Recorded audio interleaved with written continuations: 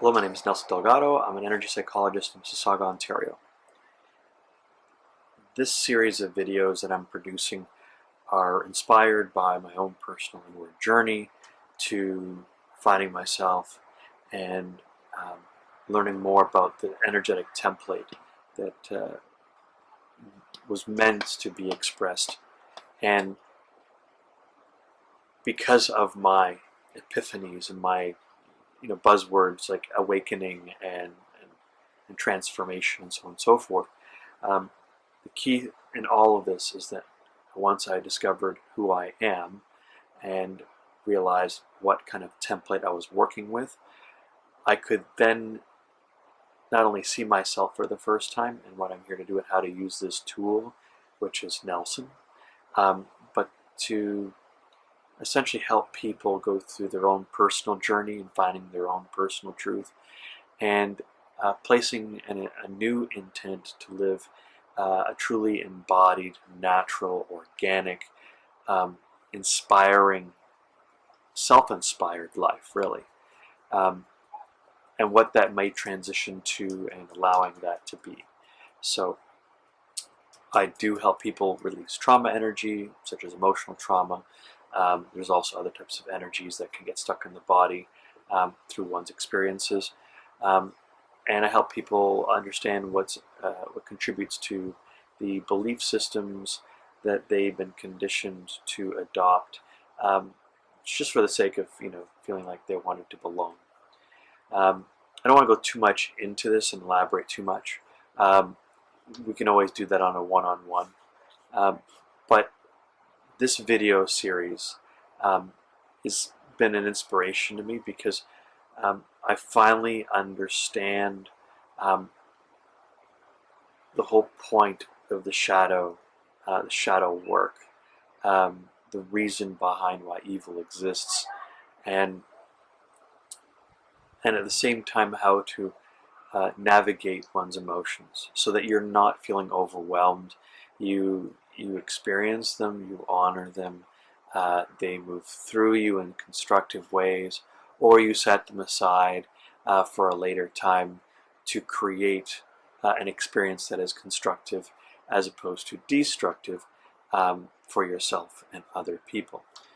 So really what this whole series is going to be about is learning how to navigate the 64 challenges to the human genetic code, the DNA sequence, and how it ties into the I Ching, how I learned about this through the beginnings of astrology, and then after that learning about the human design system and the gene keys, and amalgamating all this information into practical terms that you can understand, that you can navigate through more easily, and realize how we ourselves are contributing to our own suffering, and how to shift towards a different type of pattern of behavior that's rooted in better self-awareness, more present moment being able to honor, navigate our emotional processes so that we can become more clear in our thoughts, as opposed to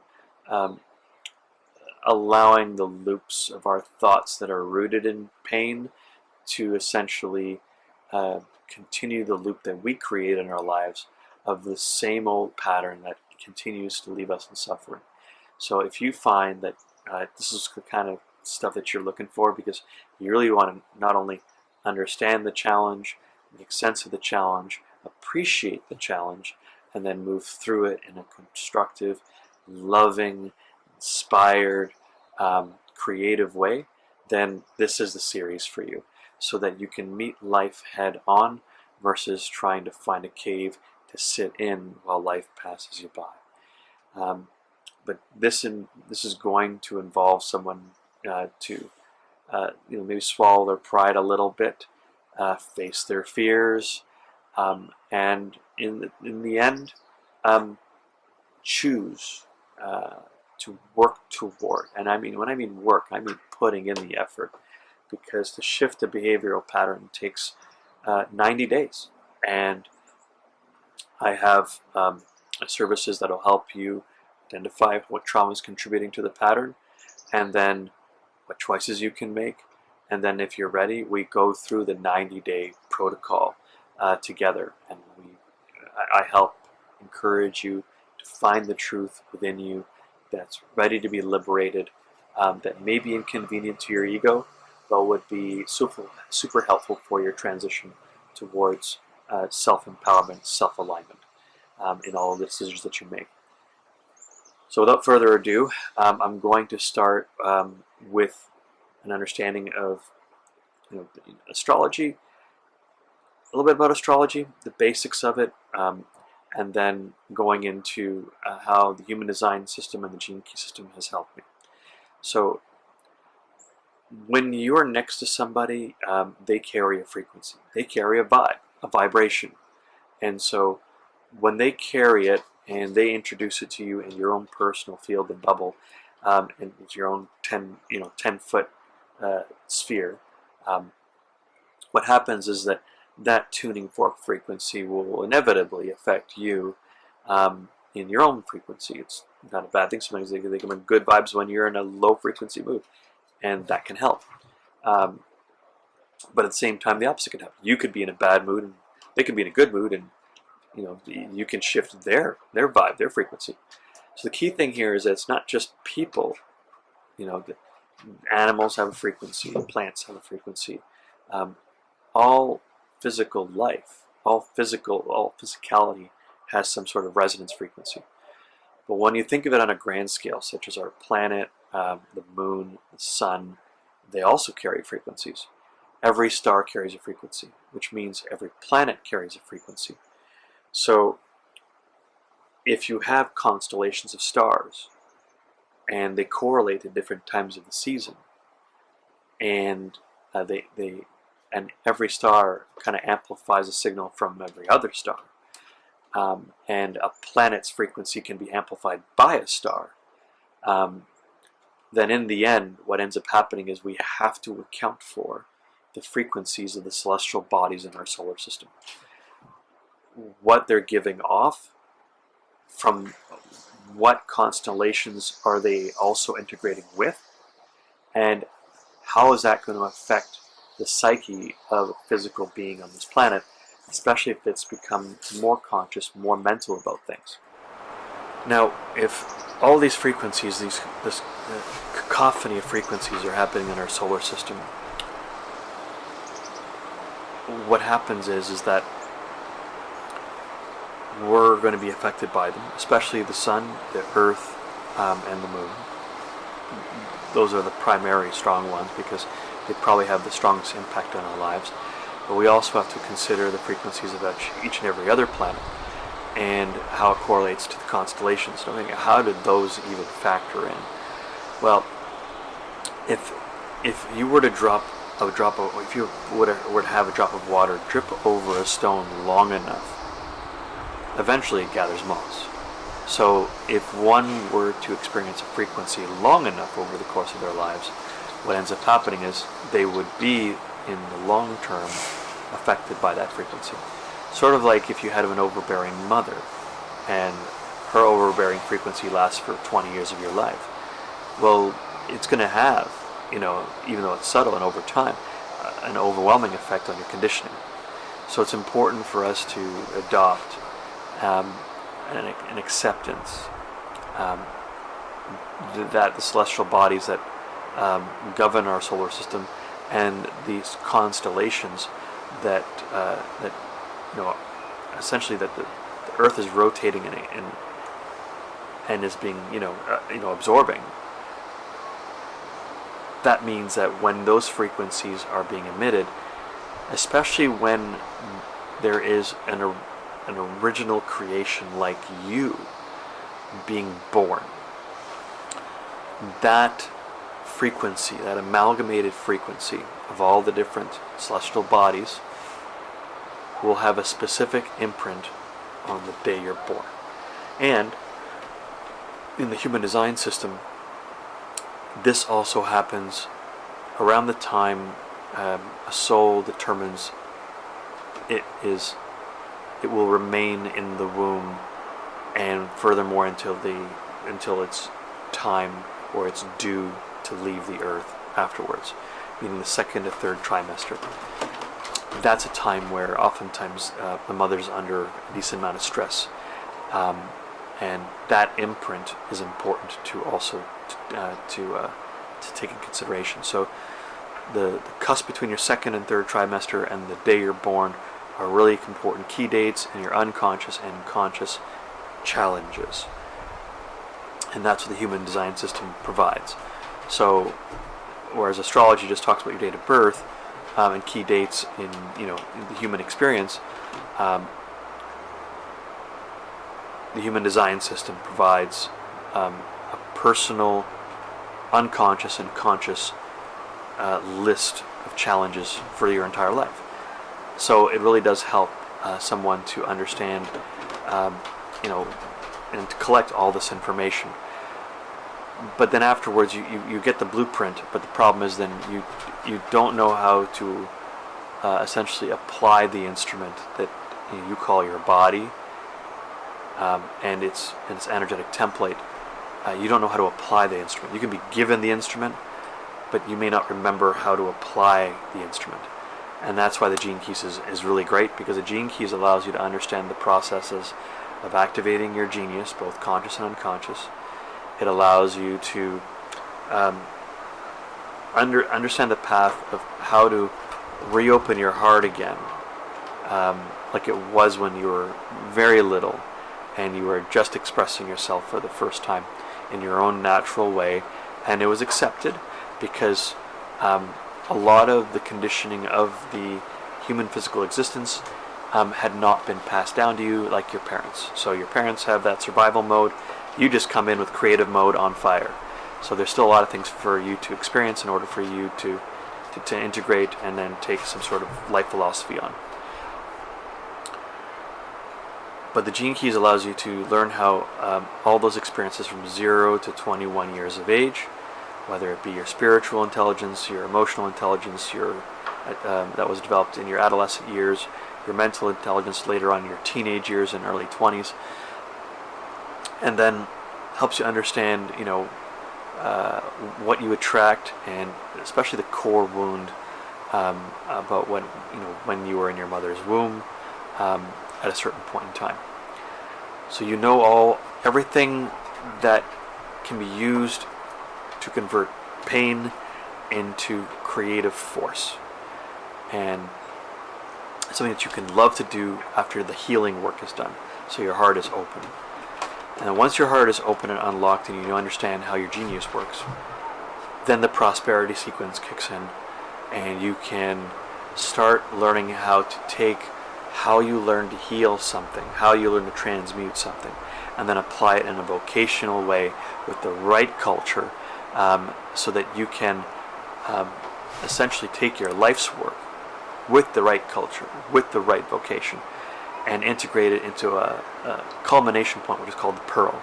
And the pearl is where you feel like once you've mastered these things, you can then become fully realized. You can feel like you now know what you were put on this planet to do, and you can master that for the rest of your life until you've had enough and you've enjoyed all the fruits that all that work essentially came out of all that hard work. And that's really what it's all about. So that's the shortest way I could possibly explain it, because trying to understand how to become self-realized and the systems that can help do that in 5 minutes it's a very tall order. So moving forward in the next subsequent videos, I'll be talking about from the first challenge of creation, which would be human design, be called Gate 1, or in the Gene Key system, Gene Key 1, or we start off in Scorpio in the first hexagram in the I Ching. All of that will be made sense starting after this point. So if you want to take a pause, after collecting all this information from me, feel free. And I'm going to start introducing the first gate, first Gene Key, first hexagram of the I Ching in terms of the forces of creation and how we transmute the shadow into light, into grace, into an ascended state of consciousness. In the first one, and all of the gene keys that I go through, the whole point of this series is to help you understand, first and foremost, to understand the creative challenge and how to transmute it, how to evolve, how to elevate yourself through the process so you can feel like you can handle that challenge again and again with increasing confidence and appreciation. Now, in the first gene key, think about this. You're a creator for the very first time, and you have all this prime material to work with, and a part of you thinks, I want to create something, but then this fear creeps in, and this fear is of, if I create something, like if I create this, what's the negative that can come out of it? What's the bad that could happen? There's a fear of consequences. And so in this fear of consequences, I'm going to share a parable so you can help understand the state that the shadow tests us in. And for every gene key moving forward, I'll start with what the fear is, what the challenge is, because the opposite of creativity is entropy. Because love generally creates order. It fosters harmony. But having a fear can also leave one frustrated and chaotic. So if you have a fear of consequences, you can either overanalyze, or you can essentially just be reckless with what you're trying to create, especially if you don't have an intention that feels right before you begin. So, like every other gene key moving forward, here is a short parable on how to essentially understand and maybe begin to understand how to transmute this fear. There was once a sculptor known across many lands, not for what he made, but how he made it. His statues felt alive, not perfect, not polished, alive. Then one day, he stopped. He carried a new block of stone to his garden and sat before it. Day after day, season after season, he didn't touch it. People began to whisper, "Has he lost his gift? Why won't he create?" But the sculptor would only smile and say, "Beauty hasn't arrived yet." Many couldn't understand. They called him lazy, wasted, done. Until one dusk, a child wandered into his garden and asked, "Why do you wait?" He replied, "Because beauty speaks in silence, and I've been too noisy to hear it." That night he dreamt of rivers and a fire and silence, and in the morning he rose and carved. For 3 days he worked with a stillness no one had ever seen. When he finished, he unveiled not a king nor a god, but a child holding a bird, eyes wide open, full of wonder. The crowd fell silent. They wept, not because it was perfect, but because it was true. And the sculptor said, "Beauty isn't something you chase, it's something that you remember."